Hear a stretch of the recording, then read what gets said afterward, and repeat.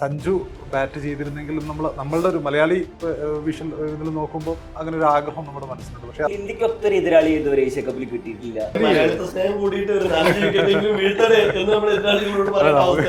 പാകിസ്ഥാനല്ല, ശ്രീലങ്കയാണ് കുറച്ചുകൂടി ഇന്ത്യക്ക് ഫൈറ്റ് കൊടുക്കാൻ കുറച്ചെങ്കിലും സാധ്യതയുള്ളത്. അന്ന് കുൽദീപ് യാദവ് ഒക്കെ ഭയങ്കരമായിട്ട് ആഘോഷിക്കപ്പെട്ട സമയത്ത് ഹർഷദീപ് അത്രയും ആഘോഷിക്കപ്പെട്ടില്ല. പുറത്തിരുത്തിയത് ഹാർദിക് പാണ്ഡ്യക്ക് 95 വിക്കറ്റ് ഉണ്ട്, 94 വിക്കറ്റ് ബൂംറയ്ക്ക്, 92 വിക്കറ്റ് ബൂംറയ്ക്ക് ഉണ്ട്. അവർ രണ്ടുപേരും മിക്കവാറും ഓവർടേക്ക് ചെയ്യും ഹർഷദീപിനെ. ബംഗ്ലാദേശിനെ കുറിച്ച് ആരും ഒന്നും പറയുന്നില്ല. ബംഗ്ലാദേശിനെ കുറിച്ച് പ്രത്യേകിച്ച് അല്ല, കളികൾ ഏകപക്ഷീയമായി പോവുക എന്ന് പറഞ്ഞാൽ അതിനെ സങ്കുലികളാണ് എന്നാണ് അർത്ഥം.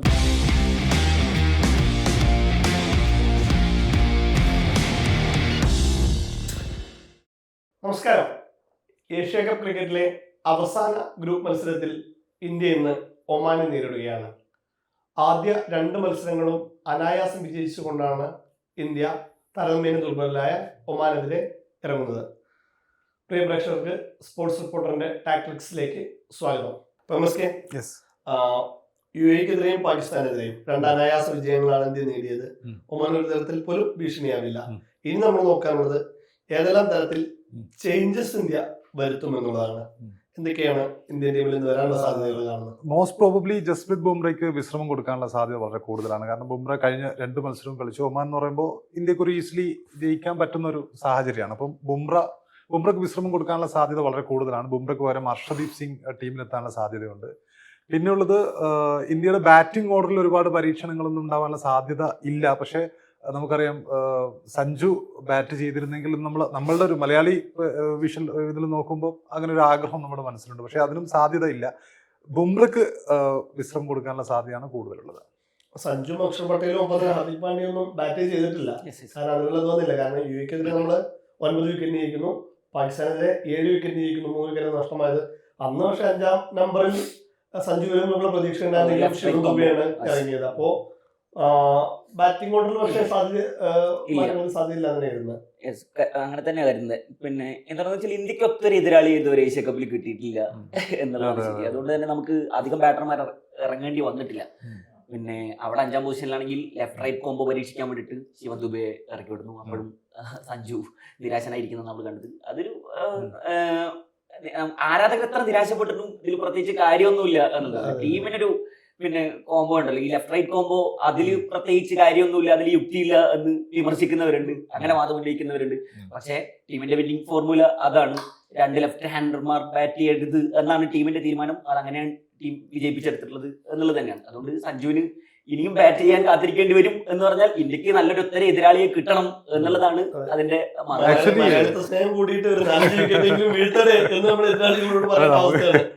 ആക്ച്വലി ഹാരിസ് പറഞ്ഞതിന്റെ ഒരു ഇന്ത്യക്ക് എതിരാളികളെ ഇല്ല ശരിക്കും. അത് ഏഷ്യ കപ്പ് നമ്മൾ തുടങ്ങുന്നതിന് മുമ്പേ പിന്നെ ആരോട് ചോദിച്ചാലും ഒരു 100-ൽ 95% ആൾക്കാർ പറയുന്നത് ഇന്ത്യ തന്നെ എന്നുള്ള ലൈനാണ്. കാരണം മറ്റു ടീമുകൾ, പാകിസ്ഥാൻ ദുർബലരായ ടീമായിട്ട് മാറിയിരിക്കുകയാണ്. അഫ്ഗാനിസ്ഥാൻ ഒരു ഫൈറ്റ് കൊടുക്കും എന്ന് വിചാരിച്ചു. പക്ഷെ അഫ്ഗാനിസ്ഥാനും കഴിഞ്ഞ ദിവസം പുറത്തായി കഴിഞ്ഞു. പിന്നെയുള്ളത് ശ്രീലങ്കയാണ്. എനിക്ക് തോന്നുന്നത് ഇന്ത്യ കഴിഞ്ഞാൽ പാകിസ്ഥാനല്ല, ശ്രീലങ്കയാണ് കുറച്ചുകൂടി ഇന്ത്യക്ക് ഫൈറ്റ് കൊടുക്കാൻ കുറച്ചെങ്കിലും സാധ്യതയുള്ളത്. കാരണം ശ്രീലങ്കയുടെ വളരെ ചില സ്പിന്നേഴ്സ് ഒക്കെ വന്നിട്ട് ശ്രീലങ്ക, അത് നമുക്കറിയാം, അജാന്ത മെൻഡിസ് ഒക്കെ പണ്ട് വന്നൊരു സമയമുണ്ട്. അപ്പം ചില മിസ്റ്ററി സ്പിന്നേഴ്സിന് പ്രൊഡ്യൂസ് ചെയ്യാൻ വളരെ സമർത്ഥരാണ് ശ്രീലങ്കൻ ടീം. അപ്പൊ ശ്രീലങ്ക എന്തെങ്കിലും ഒരു ഫൈറ്റ് ബാക്കി ഉണ്ടെങ്കിൽ, ഇന്ത്യക്ക് ഒരു ഫൈറ്റ് കൊടുക്കാൻ സാധ്യത ഉണ്ടെങ്കിൽ അത് ശ്രീലങ്ക മാത്രമാണ്. അതിന്റെ പോസിബിലിറ്റി ഫൈനലിൽ മാത്രമേ ഉള്ളൂ. അതെ. ഇനിയിപ്പോ അതിലേക്ക് വരുമ്പോൾ നമ്മള് ദുബായിലാണ് ആദ്യത്തെ 2 മത്സരങ്ങൾ കളിച്ചത്. ഈ മത്സരം നടക്കാൻ പോകുന്ന അബുദാബിയിലാണ്.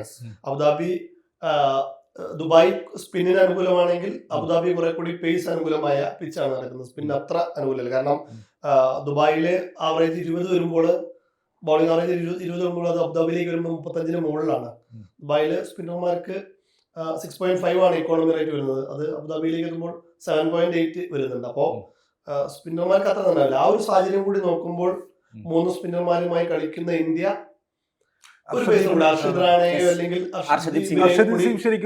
റെക്കോർഡിനടുത്താണ്. കാരണം അദ്ദേഹം ഒരു 100 T20 വിക്കറ്റ് എന്നുള്ള റെക്കോർഡിന്റെ തൊട്ടടുത്താണ്. ഈ മത്സരത്തിൽ കളിക്കുകയാണെങ്കിൽ ഇന്ത്യൻ ബോളർ T20 100 വിക്കറ്റ് 99 വിക്കറ്റായി ഇനിയിപ്പോ അതില്ലെങ്കിൽ ഹർഷദീപ് ഈ മത്സരം കൂടി കളിച്ചില്ലെങ്കിൽ ത്രൂ ഔട്ട് ആക്ച്വലി ടൂർണമെന്റിലുള്ള ഹർഷദീപിന്റെ വിശ്രമം ഒരുപാട് കൂടുന്നുണ്ട്. കാരണം കഴിഞ്ഞ ടെസ്റ്റ് അതെ, സീരീസിൽ അതെ, അതെ, ഹർഷദീപിന് അതെ. ഒരു മത്സരത്തിൽ പോലും അവസരം കിട്ടിയിട്ടില്ല. അദ്ദേഹം ടീമിനൊപ്പം ഉണ്ടായിരുന്നു.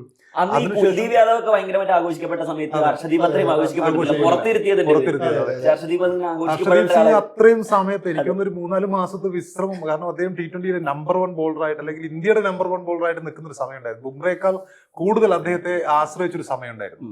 അപ്പൊ അതിനുശേഷം ഈ ടെസ്റ്റ് സീരീസിൽ അദ്ദേഹത്തിന് അവസരം മത്സരത്തിൽ അവസരം ലഭിച്ചില്ല. അതിനുശേഷം ഈ T20 ഏഷ്യ കപ്പ് T20 മത്സരങ്ങളിലും കഴിഞ്ഞ 2 മത്സരത്തിൽ അവസരം ലഭിച്ചിട്ടില്ല. കാരണം ഹർഷദീപ് ഏറ്റവും കൂടുതൽ ഇന്ത്യക്ക് ആപ്റ്റ് ആയിട്ടുള്ള, അതായത് ലെഫ്റ്റ് ഹാൻഡ് പേസ് ബോളറാണ്. ഒരുപാട് നാളായിട്ട് ഹർഷദീപ് സിംഗ് ഒരു നാഴികക്കല്ല്, നേരത്തെ മിസ് സൂചിപ്പിച്ച പോലെ തന്നെ 99 വിക്കറ്റുമായി ഒരു നാഴികക്കല്ല് തൊട്ടടുത്ത് ഇങ്ങനെ നിൽക്കുക. ഒരുപാടായി. പക്ഷെ മിക്കവാറും ഹർഷദീപിനേക്കാൾ, അതായത് ഈ മത്സരം ഹർഷദീപ് കളിച്ചില്ലെങ്കിൽ പിന്നെ ടൂർണമെന്റിലുടനീളം ഇന്ത്യ വിന്നിംഗ് കോമ്പിനേഷനിലെ ബോൾ ഹർഷദീപിനെ കളിപ്പിക്കില്ല. അങ്ങനെയാണെങ്കിൽ ഹാർദിക് പാണ്ഡ്യക്ക് 95 വിക്കറ്റ് ഉണ്ട്, 94 വിക്കറ്റ് ബുംറ, 92 വിക്കറ്റ് ബുംറയ്ക്കുണ്ട്. അവർ രണ്ടുപേരും മിക്കവാറും ഓവർടേക്ക് ചെയ്യും ഹർഷദീപിനെ. ഫസ്റ്റ് 100 വിക്കറ്റ് അടിക്കുന്ന T20 100 വിക്കറ്റ് ഇന്ത്യൻ ബോളർ എന്നുള്ള നേട്ടം ഹർഷദീപ് തൊട്ടടുത്ത് നിൽക്കുകയാണ്. അത് പക്ഷേ പോയി പോകാനുള്ള സാധ്യതയും കാണുന്നുണ്ട്. ഇൻഡിവിജ്വൽ റെക്കോർഡിനല്ല നമ്മൾ പ്രാധാന്യം കൊടുക്കുന്നത്, ടീം പക്ഷേ ഇൻഡിവിജ്വൽ റെക്കോർഡ്സും പ്രധാനമാണ്. പ്രധാനമാണ്. ക്രിക്കറ്റ് എന്ന് നോക്കുമ്പോൾ ഇൻഡിവിജ്വൽ റെക്കോർഡ്സ് ആണ് ഒരു പരിധി വരെ പല മത്സരങ്ങളും വിജയിപ്പിക്കുന്നത്. അത് റെക്കോർഡ് സ്റ്റാറ്റിസ്റ്റിക്സിന് ഏറ്റവും പ്രാധാന്യമുള്ളതാണ് ക്രിക്കറ്റ്. അപ്പോൾ ഒരു ഫസ്റ്റ് 100 എന്ന് പറയുമ്പോൾ അത് ചരിത്രത്തിലെ ഒരു നായികക്കല്ലാണ്. ഫസ്റ്റ് പോകുന്ന സ്ഥിതിയാണ് ഇപ്പോൾ കാണുന്നത്. ഭയങ്കര വിഷമം തോന്നുന്നു. വർഷദീപിന് ദുഃഖം തോന്നാനുള്ള സാധ്യതയുണ്ട് ഈ മത്സരത്തിൽ കളിച്ചില്ലെങ്കിൽ. ഇതിൽ പാകിസ്ഥാനെതിരായ മത്സരം വരുന്ന സമയത്ത് കുറേയധികം വിവാദങ്ങൾ ഇപ്പോഴും പിന്നെ എയറിൽ നിൽക്കുന്നുണ്ട്.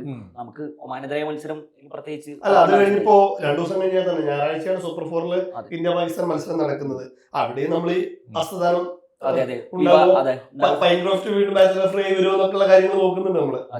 പിന്നെ ഇതില് നമുക്ക് കളിയിലേക്ക് തന്നെ വരാം. വിവാദങ്ങളൊക്കെ നമ്മൾ പുറത്ത് നിർത്തി കഴിഞ്ഞാൽ കളിയിലേക്ക് തന്നെ വരാം. ഈ കുൽദീപ് യാദവിനെ കുറിച്ച് നമ്മൾ നേരത്തെ ഹർഷദീപിനെ പറഞ്ഞപ്പോഴാണ് എനിക്ക് കുൽദീപ് യാദവിനെ കുറിച്ച് ഓർമ്മ വന്നത്. കഴിഞ്ഞ 2 കളിയും ഇന്ത്യയുടെ man of the match Kuldeep യാദവാണ്. കഴിഞ്ഞ പാകിസ്ഥാനെതിരായ മത്സരം നമ്മൾ എടുത്തു നോക്കിക്കഴിഞ്ഞാൽ പിന്നെ മിഡിൽ ഓവറുകളിലേക്കൊക്കെ എത്തുന്ന സമയത്ത് ഇന്ത്യൻ സ്പിന്നർമാർ ഇങ്ങനെ കളിയെ ഒറ്റക്ക് ഇങ്ങനെ കയ്യിലേക്ക് ആകെ ആ കളിയൊക്കെ കണക്കുകൾ എടുത്തു നോക്കിക്കഴിഞ്ഞാൽ മിഡിൽ ഓവറുകൾ ആകെ 36 റൺസാണ് പാകിസ്ഥാൻ ഇന്ത്യക്കെതിരെ അടിച്ചിട്ടുള്ളത്. 4 വിക്കറ്റുകളാണ് വരുന്നത്. ഒരു 7ാമത്തെ ഓവറിൽ കുൽദീപ് യാദവ് വരുന്നു.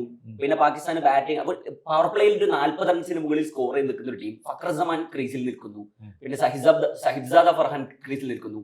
അപ്പൊ അവർ പ്രതീക്ഷയിൽ നിൽക്കുന്ന സമയത്ത് പെട്ടെന്ന് ഗെയിം ചേഞ്ച് ആവുന്നു. അക്ഷർ പട്ടേൽ വരുന്നു, ഫക്ർ സമാനെ പുറത്താക്കുന്നു. അടുത്ത ഓവറിൽ വീണ്ടും അക്ഷർ പട്ടേൽ. അങ്ങനെ തുടരെ വിക്കറ്റുകൾ വീണ് പോവുക. ഒരു 7 മുതൽ 11 ഓവർ വരെ അവർക്ക് ബൗണ്ടറി നേടാൻ കഴിയാതിരിക്കുക. ഇത് നേരെ നമ്മൾ തിരിച്ച് ഇന്ത്യൻ ഇന്നിംഗ്സിലേക്ക് വരുന്ന സമയത്ത് പാകിസ്ഥാൻ ഇന്നിംഗ്സിലും സായിം അയ്യൂബാണ് ആകെ പിന്നെ ഒരു സ്പിന്നറാണ് അവർക്ക് വേണ്ടി തിളങ്ങിയിട്ടുള്ളത്. പക്ഷെ അവർക്ക് വേറെ ഓപ്ഷനുകൾ ഇല്ലാതായി പോവുക. ഇന്ത്യക്ക് ശരിക്കും ഈ 3 സ്പിൻ ഓപ്ഷൻ എന്ന് പറയുമ്പോൾ ഇന്ത്യ 3 സ്പിന്നേഴ്സിന് എല്ലാ മത്സരത്തിലും കളിപ്പിക്കുകയും ചെയ്യും. അതെ, പക്ഷെ സായിം അയ്യൂബ് ശരിക്കും അവരുടെ ഒരു ഓപ്ഷൻ ഇല്ല. അവർക്ക് അവിടെ വേറെ മുഹമ്മദ് നവാസ് ഉണ്ട്, പിന്നെ അബ്രാർ അഹമ്മദ് ഉണ്ട്, അബ്രാർ അഹമ്മദ്, അങ്ങനെ ഒരുപടി സ്പിന്നർമാർ അവരുടെ കയ്യിലുണ്ട്. പക്ഷെ അവർ പ്രതീക്ഷിക്കാത്ത ആളാണ്. സായിം അയ്യൂബിന്റെ ബാറ്റിംഗിലാണ് എല്ലാവരും പ്രതീക്ഷിച്ചിരുന്നത്. ബുംറ 6 6 അടിക്കും എന്ന് പറഞ്ഞ് വന്ന ആളാണ്. പക്ഷെ 3 കളി തുടർച്ചയായിരുന്നു. പക്ഷെ അദ്ദേഹം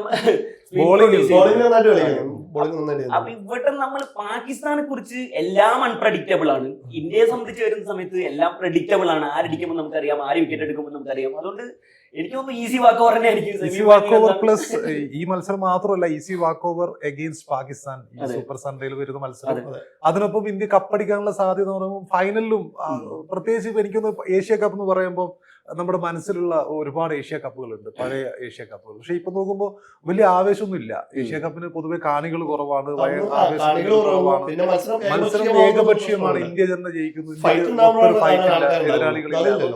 അതൊരു ഏഷ്യ കപ്പിന്റെ മൂർച്ച കുറയുന്നുണ്ടോ എന്നുള്ളത് ഒരു പ്രധാനപ്പെട്ട ചോദ്യമാണ്. അതായത് ടിക്കറ്റ് വിൽപ്പനയ്ക്ക് വെച്ച് 4 മിനിറ്റ് കൊണ്ടും 3 മിനിറ്റ് കൊണ്ടൊക്കെ തീരുന്ന മത്സരം അന്ന് പോലും ഇന്ത്യ പാക് മത്സരത്തിന് പോലും 5000-ന് പുറത്ത്, വെറും 25,000 കപ്പാസിറ്റിയുള്ള സ്റ്റേഡിയത്തിൽ 5000-ന് പുറത്ത് സീറ്റുകൾ ഒഴിഞ്ഞു കിടക്കുന്നു എന്ന് പറഞ്ഞാൽ അതിൽ നമുക്ക് മനസ്സിലാക്കാൻ പറ്റും എത്രത്തോളം അതിന്റെ ഒരു ആവേശം കുറഞ്ഞിട്ടുണ്ടെന്നുള്ളത്. പിന്നെ പറഞ്ഞ പോലെ ഏകപക്ഷീയമാണ്. എനിക്കൊരു തരത്തിൽ പോലും ഫൈറ്റ് കൊടുക്കാൻ ആർക്കും കഴിയുന്നില്ല എന്നുള്ളതും ഈ അടുത്ത സമീപകാലത്തൊക്കെ നമ്മളൊരു ഇന്ത്യ പാക് മത്സരം ഏതെങ്കിലും ഒക്കെ അങ്ങനെ ഒരു ഭയങ്കര എൻകൗണ്ടർ വന്നത് എന്നൊക്കെ പറയാൻ നമുക്ക് ആ 2022 ഇന്ത്യ പാക പിന്നെ ഹാരിസ് റൌഫിനെതിരെ പിന്നെ വിരാട് കോഹ്ലി അടിച്ച 6. അതല്ലാതെ നമുക്ക് ഈ സമീപകാലത്തൊക്കെ അങ്ങനെ ഓർമ്മിക്കാൻ കഴിയുന്ന ഒരു മത്സരം ഇല്ല എന്നുള്ളതാണ്. കളികൾ ഏകപക്ഷീയമായി പോവുക എന്ന് പറഞ്ഞാൽ അത് രസഗുല്ലികളാണ് എന്നാണ്. ഇന്ത്യ പാക് മാത്രമല്ല, ഇന്ത്യക്ക് ഈ ടൂർണമെന്റിൽ തന്നെ ആരും ഫൈറ്റ് കൊടുക്കാനില്ല എന്നുള്ളതാണ്. അഫ്ഗാനിസ്ഥാൻ ആയിരുന്നു, അഫ്ഗാനിസ്ഥാൻ പുറത്താവുകയും ചെയ്തു. പക്ഷേ ഏറ്റവും എനിക്ക് തോന്നുന്നു T20 മത്സരമാണ്, ഈ ഫോർമാറ്റ് തന്നെയാണ് ചിലപ്പോൾ ഇന്ത്യക്ക് വില്ലനാവാനുള്ള സാധ്യത. കാരണം ഈ T20 മത്സരത്തിൽ ഏത് ടീമിനും തോൽപ്പിക്കാം എന്നുള്ളൊരു അവസ്ഥ ഉണ്ട് ശരിക്കും. അപ്പോൾ വൺ ഡേ മാച്ച് പോലെയല്ല, ടെസ്റ്റ് മാച്ച് പോലെയല്ല. T20 ഒരാൾ, നേരത്തെ നമ്മൾ പറഞ്ഞ ഇൻഡിവിജ്വൽ പെർഫോമൻസ്, ഏതെങ്കിലും ഒരാളുടെ ഇൻഡിവിജ്വൽ പെർഫോമൻസ് കൊണ്ട് ഒരു ടീമിനെ തോൽപ്പിക്കാനുള്ള അവസരം ഉണ്ട് T20. അപ്പം ഒമാനെതിരെ ഇന്ത്യക്ക് ഈസിലി വാക്ക് ഓവർ ആയിരിക്കും. പക്ഷെ എനിക്ക് പേടിയുള്ളത് ശ്രീലങ്കയിലെ ഒരു 10 നിസ്സംഗ അടിക്കുകയാണെങ്കിൽ, അല്ലെങ്കിൽ മറ്റേ മെൻഡിസ് ഒക്കെ അടിക്കുകയാണെങ്കിൽ അങ്ങനെ ഒരു സാധ്യത. ബംഗ്ലാദേശിനെ കുറിച്ച് ആരും ഒന്നും പറയുന്നില്ല. ബംഗ്ലാദേശിനെ കുറിച്ച് പ്രത്യേകിച്ച് അല്ല, ഏഷ്യയിലെ രണ്ടാമത്തെ ടീം ഏതാണ് എന്നൊരു ചർച്ച മൊത്തത്തിൽ ഈ ഏഷ്യ കപ്പിൽ നിലനിൽക്കുന്നുണ്ടെന്നുള്ളത്. അപ്പോ പിന്നെ ഇപ്പോ ട്രൈ സീരീസ്, അപ്പൊ ആ സമയത്ത് ഒരു മാധ്യമപ്രവർത്തകന്റെ പിന്നെ റാഷിദ് ഖാനോട് ചോദിക്കുന്നുണ്ട്, ഏഷ്യയിലെ രണ്ടാമത്തെ ടീമാണല്ലോ അഫ്ഗാനിസ്ഥാൻ എന്ന്. അപ്പൊ പാകിസ്ഥാൻ ക്യാപ്റ്റൻ സൽമാൻ ആഗ് അപ്പുറത്തിരുന്ന് ചിരിക്കുന്നുണ്ടെന്നാണ്. അപ്പൊ ഏഷ്യയിലെ രണ്ടാമത്തെ ടീം ഏതാണ് എന്നുള്ള ചർച്ചയാണ് ഇവിടെ ഇപ്പൊ നടക്കുന്നത്. എന്ന് പറഞ്ഞാൽ പാകിസ്ഥാനാണോ അത്, അഫ്ഗാനിസ്ഥാനാണോ അത്? അവിടെ ഇപ്പോ രണ്ടാമത്തെ ടീം എന്ന് പറയുന്നത് അഫ്ഗാനിസ്ഥാൻ പുറത്താവുന്നു. പിന്നെ അവിടെ ബംഗ്ലാദേശാണ് ഓപ്ഷൻ ആയിട്ടുള്ളത്, പിന്നെ ശ്രീലങ്കയാണ് ജയിച്ചു നിൽക്കുകയാണ്. അപ്പോ അവിടെ നമുക്ക് അങ്ങനെ കൃത്യമായി പ്രെഡിക്റ്റ് ചെയ്യാൻ പറ്റില്ല അവിടെ ബംഗ്ലാദേശ് ജയിക്കുമോ തോൽക്കുമോ എന്നുള്ള കാര്യത്തിൽ. ബംഗ്ലാദേശിനെ കുറിച്ച് അല്ല, നമ്മൾ ഈ T20 ഫോർമാറ്റ് എന്നുള്ളത് അൺപ്രഡിക്റ്റബിൾ ആണ്. കാരണം ബംഗ്ലാദേശ് ഇന്ത്യയെ തോൽപ്പിച്ച ചരിത്രമുണ്ട്. മാത്രമല്ല ഇപ്പോൾ റീസെന്റ് നോക്കുകയാണെങ്കിൽ പോലും 2014-16 ഒരു ഫൈനൽ എത്തിയിട്ടുണ്ട്. ഇന്ത്യയോടാണ് പരാജയപ്പെട്ടത് ഫൈനലില് ഏഷ്യ കപ്പിന്റെ. പിന്നെ ഇന്ത്യക്കെതിരെ ഒരു ഫൈറ്റ് സ്പിരിറ്റ് അവർ കൊടുക്കും ഒരു 18 ഓവർ വരെയൊക്കെ. ലാസ്റ്റ് 2 ഓവർ ജയിച്ചു എന്ന് ഉറപ്പിച്ച കളിയാണെങ്കിലും കൊണ്ടുപോയി കളിയാണ്. നമ്മൾ ബംഗ്ലാദേശിലേക്ക് പോയി, പാകിസ്ഥാനിലേക്ക് പോയി, ശ്രീലങ്കയിലേക്ക് പോയി, ഒമാനെതിരെയാണ് ഇന്ത്യ.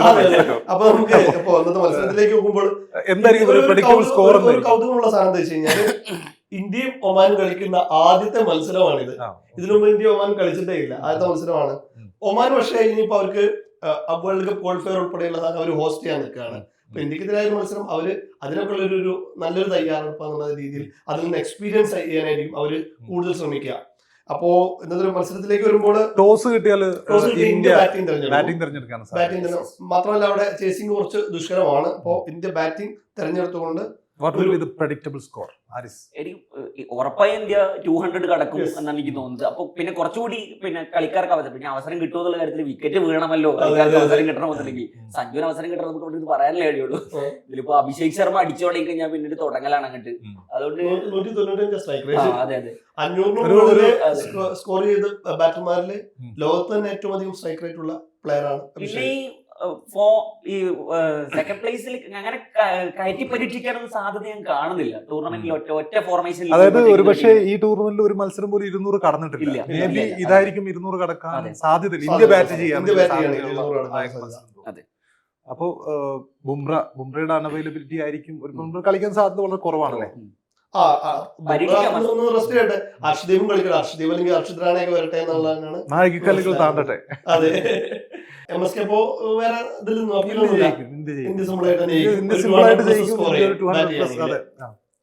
അത്രേ ഉള്ളൂ. അപ്പൊ എന്തായാലും പ്രിയ പ്രേക്ഷകർക്കും ഇന്നത്തെ ഒരു മത്സര ഫലത്തിന്റെ എങ്ങനെയായിരിക്കും ഇന്ത്യയുടെ സ്കോർ എന്നുള്ളത്, ഇന്ത്യ ബാറ്റ് ചെയ്യുകയാണെങ്കിൽ ആദ്യം ബാറ്റ് ചെയ്യുകയാണെങ്കിൽ എന്തായിരിക്കും ഇന്ത്യയുടെ സ്കോർ എന്നുള്ളത് പ്രിയപ്പെട്ട പ്രേക്ഷകർക്കും നമ്മുടെ കമന്റ് ബോക്സിൽ പ്രഡിക്റ്റ് ചെയ്യാം. ടാക്ടിക്സ് അവസാനിക്കുകയാണ്. നമസ്കാരം.